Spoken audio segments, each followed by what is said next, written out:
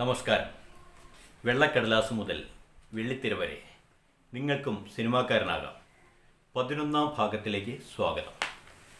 മലയാള cinema ചരിത്രത്തിൻ്റെ നിഴൽ വീണ ഇടവഴികളിലൂടെ നമ്മൾ കുറച്ച് യാത്ര ചെയ്യുകയുണ്ടായി.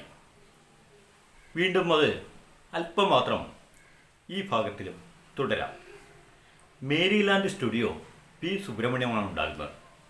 അത് സ്ഥാപിക്കുന്നതിന് മുമ്പ്, അതായത് 1941 തന്നെ പി സുബ്രഹ്മണ്യം സംവിധാനം ചെയ്ത ഒരു സിനിമ പുറത്തിറങ്ങുകയുണ്ടായി. അതിൻ്റെ പേരാണ് പ്രഹ്ലാദ. തിരക്കഥയും കഥയുമൊക്കെ എഴുതിയത് NP ചെല്ലപ്പൻ നായരായിരുന്നു. ഈ ചെല്ലപ്പൻ നായർ അതിലൊരു ചെറിയ വേഷം ചെയ്യുകയും ചെയ്തു. കിളിമാനൂർ മാധവൻ നായരായിരുന്നു അതിൻ്റെ ഗാനരചന. അതിൽ ഗുരു ഗോപിനാഥും പത്നി തങ്കമണിയുമൊക്കെ നായികാനായകന്മാരായി അഭിനയിച്ചു.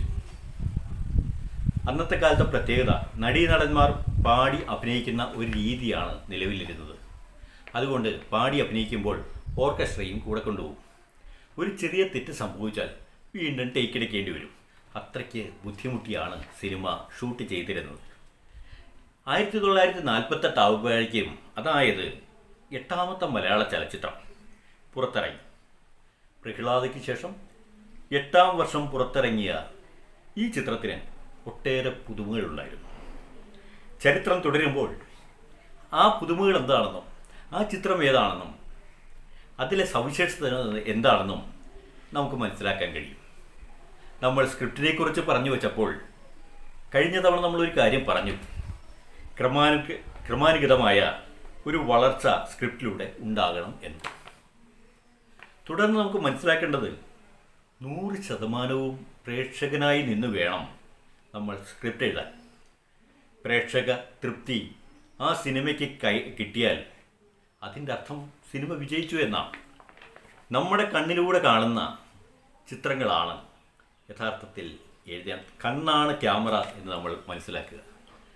ഒരാൾ കടന്നു വരുന്നത് കാണുന്നതാണ് സ്ക്രിപ്റ്റ്. നമ്മൾ എഴുതുന്നു, നമ്മളുടെ കണ്ണിലൂടെയാണ്. നമ്മുടെ ക്യാമറയിൽ എന്ത് കാണുന്നു അതാണ് സ്ക്രിപ്റ്റിലേക്ക് പകർത്തേണ്ടത്. നമ്മുടെ കണ്ണാണ് ക്യാമറ എന്ന് മനസ്സിലാക്കി എഴുതുക. അങ്ങനെ എഴുതുന്ന സമയത്ത് തികഞ്ഞ മാധ്യമ ബോധം വേണം. ഒരു പ്രിൻ്റ് മീഡിയയിലോ അല്ലെങ്കിൽ ശ്രവ്യ മാധ്യമത്തിലോ സ്ക്രിപ്റ്റ് ചെയ്യുന്നത് പോലെയല്ല ദൃശ്യമാധ്യമത്തിൽ സ്ക്രിപ്റ്റ് ചെയ്തത്. അതാണ് തികഞ്ഞ മാധ്യമ ബോധം വേണം എന്ന് പറഞ്ഞത്. ഒരു പ്രിൻ്റ് മീഡിയയിൽ, ഒരു അച്ചടി മാധ്യമത്തിൽ നമ്മൾ എഴുതുന്നൊരു സാധനത്തിന് നരേഷൻ കൊടുക്കാം. മറ്റു പല രീതികളുണ്ട്. അതിലെ കൊളാഷുണ്ട്, അങ്ങനെ പല കാര്യങ്ങൾ. ഇതിൽ മൊണ്ടാഷുണ്ട്, കൊളാഷുണ്ട്, അങ്ങനെ പല കാര്യങ്ങളുമുണ്ട്. ശ്രവ്യ മാധ്യമത്തിലാകുമ്പോൾ നമ്മളെന്താ, കേൾവി കൊണ്ട് തന്നെ കേൾവിക്കാരന് കാര്യങ്ങൾ മനസ്സിലാവണം. അവൻ്റെ മനസ്സിലേക്ക് അത് സന്നിവേശിപ്പിക്കാൻ കഴിയണം. നാടകത്തിന് എഴുതുന്ന സമയത്തും ദൂരക്കാഴ്ചയിലാണ് നാടകം. ശബ്ദവിന്യാസങ്ങൾ, സംഭാഷണത്തിൻ്റെ പിരിമുറുക്കങ്ങൾ, ഇതൊക്കെ ശ്രദ്ധിക്കേണ്ടി വരും. അതിൻ്റെ ഒരു രീതി വേറെ. ദൃശ്യമാധ്യമത്തിലേക്ക് വരുമ്പോൾ അതിൻ്റെയും രീതി വേറെ. അതുകൊണ്ട് മാധ്യമബോധം വളരെ അത്യാവശ്യമാണ്. ഈ മാധ്യമബോധത്തിൻ്റെ പിൻബലത്തിൽ വേണം സ്ക്രിപ്റ്റ് ചെയ്യാൻ. നമ്മളുടെ കണ്ണ് യഥാർത്ഥത്തിൽ ഒരു ക്യാമറ എന്നുള്ള സങ്കല്പത്തിൽ തന്നെ വെച്ചുകൊണ്ട് ഈ ബോധത്തെ പശ്ചാത്തലമാക്കിക്കൊണ്ട് വേണം നമ്മൾ സ്ക്രിപ്റ്റ് ചെയ്യാൻ എന്നാണ് പറഞ്ഞു വന്നത്. എഴുതി വെച്ച തിരക്കഥയ്ക്കും അപ്പുറമുള്ള ദൃശ്യ പാരായണ സാധ്യതയിലാണ് സിനിമ നിലനിൽക്കുന്നത്. എഴുതി വെച്ച തിരക്കഥ അതേപോലെ പറയുന്നില്ല, അതിൻ്റെ അപ്പുറത്ത് ഒരു പാരായണം നടക്കുന്നത്. ദൃശ്യങ്ങളെ നമുക്ക് വായിക്കാൻ കഴിയണം, അല്ലെങ്കിൽ മനസ്സിലാക്കാൻ കഴിയണം. ആ ദൃശ്യങ്ങളുടെ ഒരു ക്യാൻവാസിലാണ്, ആ കാഴ്ചയിലാണ് സിനിമ പൂർത്തിയാകുന്നത്. സ്ക്രിപ്റ്റിന് വളരെ പ്രാധാന്യമുണ്ട്. ഈ ദൃശ്യ പാരായണം സൃഷ്ടിക്കാൻ പലപ്പോഴും ചില സ്ക്രിപ്റ്റിലെ നോട്ടുകൾ മതിയാവുകയും ചെയ്യും, അല്ലെങ്കിൽ പര്യാപ്തമാവുകയും ചെയ്യും. ഈ പറഞ്ഞത് ഫീച്ചർ ഫിലിമിൻ്റെ കാര്യത്തിലാണ്. ഡോക്യുമെൻ്ററി ഉണ്ട്, ആഡ് ഫിലിമുണ്ട്, ഷോർട്ട് ഫിലിമുണ്ട്. എന്നിവയുടെ തിരക്കഥ വേറൊരു രീതിയിലാണ്. ആറ്റിക്കുറിക്കിയ വാക്കുകൾ കൊണ്ട് ഉൽപ്പന്നത്തിൻ്റെ മേന്മ മനസ്സിലാക്കിക്കുവാൻ നമുക്ക് കഴിയണം. അതാണ് അതിൻ്റെ ഒരു പ്രത്യേകത. അതിനൊരു താളാത്മകത ഉണ്ടാവണം, റിഥം ഉണ്ടാവണം. ജിംഗിൾസിന് അതിലേറെ പ്രാധാന്യമുണ്ട്. എന്തായാലും അത്തരം ചിത്രങ്ങളെക്കുറിച്ച് അല്ലെങ്കിൽ അതിനെക്കുറിച്ച് പറയുന്നതിന് മുമ്പ് നമ്മൾ പറഞ്ഞു വന്ന ഫീച്ചർ ഫിലിമുകൾ അതിനെക്കുറിച്ച് നമുക്ക് വീണ്ടും നിരീക്ഷണം നടത്താം, പഠിക്കാം, മനസ്സിലാക്കാം. അല്ലെങ്കിൽ എല്ലാം കൂടിക്കുഴയും എന്ന് മാത്രം. ആർ ശരത്തിൻ്റെ സ്ഥിതി എന്ന സിനിമ നമുക്ക് മറ്റൊരു തിരക്കഥാരൂപത്തിൻ്റെ പാഠമാണ് നൽകുന്നത്. കുറച്ച് സിനിമകൾ നമ്മൾ വളരെ തൊട്ടും തൊടാതെയും സ്പർശിച്ചും സ്പർശിക്കാതെയും പറഞ്ഞും പറയാതെയും ഒക്കെ പാഠപുസ്തകം പോലെ മനസ്സിലാക്കാൻ കഴിഞ്ഞ ഭാഗങ്ങളിൽ ശ്രമിച്ചു. ഇത്തവണ നമ്മൾ ആർ ശരത്തിൻ്റെ സ്ഥിതി എന്ന സിനിമ നമുക്ക് മറ്റൊരു തിരക്കഥാ പാഠം നൽകുന്നുണ്ട്. സ്ഥിതിയുടെ കഥ TK സന്തോഷ് കുമാർ തൻ്റെ പുസ്തകത്തിൽ സൂചിപ്പിക്കുന്നത് ഇങ്ങനെയാണ്. ഞാനത് ഒന്ന് വായിക്കാം. സർക്കാർ ഉദ്യോഗസ്ഥരായ ഭർത്താവും ഭാര്യയും സ്കൂൾ പ്രായത്തിലെത്തിയ 2 കുട്ടികളുമുള്ള കുടുംബം. മറ്റു വരുമാന മാർഗങ്ങളൊന്നുമില്ലാത്ത അവരുടെ ജീവിതം വഴിമുട്ടുകയാണ്. ഇതിനിടയിലാണ് ബാങ്ക് ലോണിൻ്റെ നോട്ടീസ് എത്തുമ്പോൾ ജാമ്യക്കാരുടെ സ്നേഹക്കടുപ്പാർന്ന മുന്നറിയിപ്പുകൾ. ബാങ്കുകാർക്ക് ജീവിതത്തിൻ്റെ പെടാപ്പാടുകളൊന്നും അറിയണ്ടല്ലോ. അത് നല്ലപോലെ സിനിമ പങ്കിടുന്നുണ്ട്. ഒരു മധ്യവർത്തിയായ അല്ലെങ്കിൽ ഇടത്തരക്കാരനായ ഒരാളുടെ ജീവിതത്തെ വളരെയേറെ സ്പർശിക്കുന്ന ഒരു സിനിമയാണ് ഇത്. അതേസമയം തന്നെ ഒരു വീട് വയ്ക്കണമെന്ന മോഹം കൊണ്ടു നടക്കുന്നവർക്ക് ഇതിനിടയിൽ വാടക വീട് മാറേണ്ടി വരുന്നു. അപ്പോഴുമുണ്ട് കുഴപ്പങ്ങൾ. അട്ടിമറിക്കാരുടെ മോട്ടോർ ഘടിപ്പിക്കാത്ത വണ്ടിയിൽ സാധനങ്ങൾ കയറ്റിക്കൊണ്ടുപോയാൽ രക്ഷപ്പെടാം. കൈവണ്ടിയിലായി വീടൊഴിയൽ. എന്നിട്ടുമുണ്ട് അട്ടിമറിക്കാരുടെ ചട്ടം വിത്തരമുള്ള വീതം ചോദിക്കൽ. സമകാലിക പ്രസക്തിയും അല്ലെങ്കിൽ സമകാലിക സംഭവങ്ങളും മുന്നിലേക്ക് എത്തുകയാണ്. ഇങ്ങനെയെല്ലാം സ്ഥിതി കാലത്തിൻ്റെ യാഥാർത്ഥ്യത്തിലൂന്നി വികസിക്കുമ്പോഴും സ്നേഹനിർഭരവും വാത്സല്യഭരിതവുമായ കുടുംബങ്ങളെ ചേർത്ത് പിടിച്ചുകൊണ്ടാണ് യഥാർത്ഥത്തിൽ സിനിമ മുന്നോട്ട് പോകുന്നത്.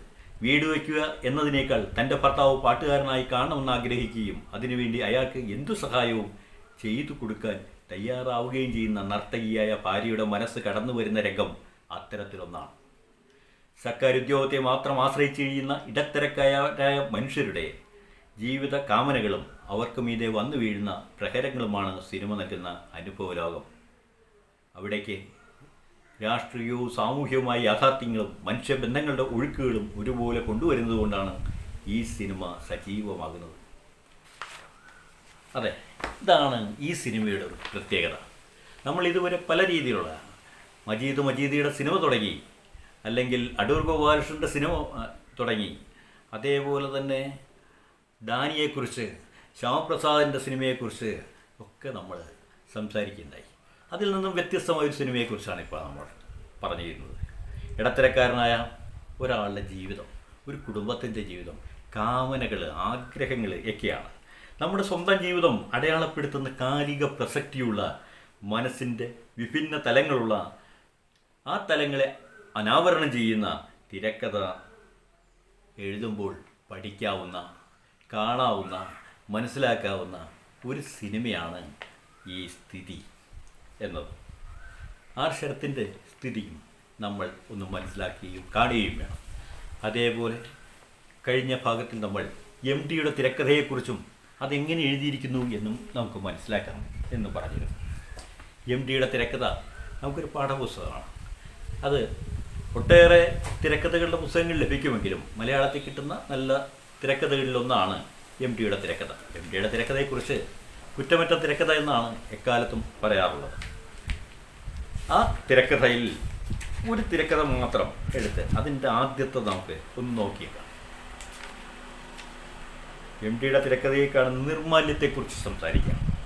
രാഷ്ട്രപതിയുടെ സ്വർണ്ണ മെഡലും കേരള ഗവൺമെൻറ്റിൻ്റെ 6 അവാർഡുകളും ഫിലിം ഫോറത്തിൻ്റെ ഫാൽക്കെ അവാർഡ്, ജക്കാർത്ത ഏഷ്യൻ ചലച്ചിത്രോത്സവത്തിൽ ഏറ്റവും മികച്ച സിനിമയ്ക്കുള്ള സിത്ര അവാർഡ് എന്നിവ നേടിയ മലയാള സിനിമയുടെ തിരക്കഥയാണ് നിർമാല്യത്തിൻ്റെ തിരക്കഥ.